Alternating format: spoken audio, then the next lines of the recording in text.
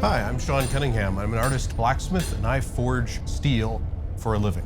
Today I'm forging the Inquisition Longsword. It's a 30-inch double-edged broadsword. Today I'm going to be working with a really high nickel steel called 15N20 and a really high carbon steel, and that's 01, which is 1% carbon steel. I'm going to bring the steel up in the coal fire up to 2,500 degrees Fahrenheit. At that point, I'm going to add a fluxing agent that allows me to bond those layers without getting other material trapped between them. Then I'm going to hammer them together manually. Then I'm going to go to the big hammer and really work that material.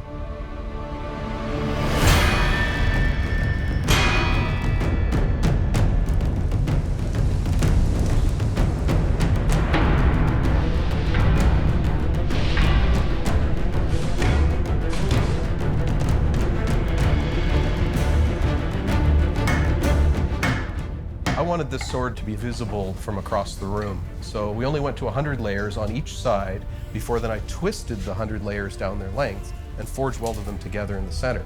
So we'll have a beautiful chevron shape of all those 100 layers every quarter of an inch down the blade.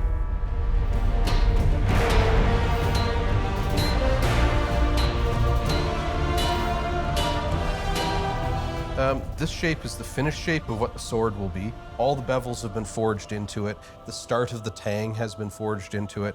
And now it's time for the grinding process. I'm going to start by removing the scale from the surface, start reinforcing the two shapes that I've already put into the blade.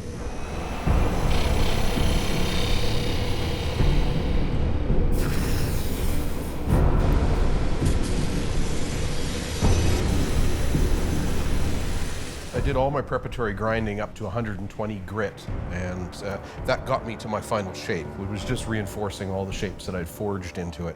So now I'm going to take the sword back up to 1500 degrees Fahrenheit. It's very critical that everything comes to the same temperature at the same time for the quench in order for it to be successful as a sword. This is the actual birth of the sword, is in the quench. That's what allows us to harden and temper the steel that I've made this sword from.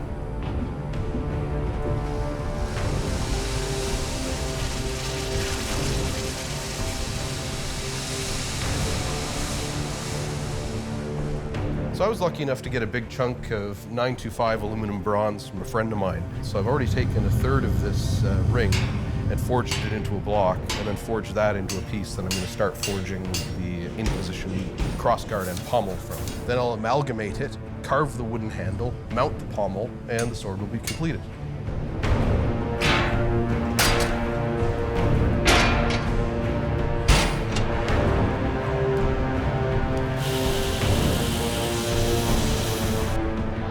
The other parts of the hilt are the Inquisition eye, the wooden handle, and then the pommel. The pommel will create the final balance for the sword.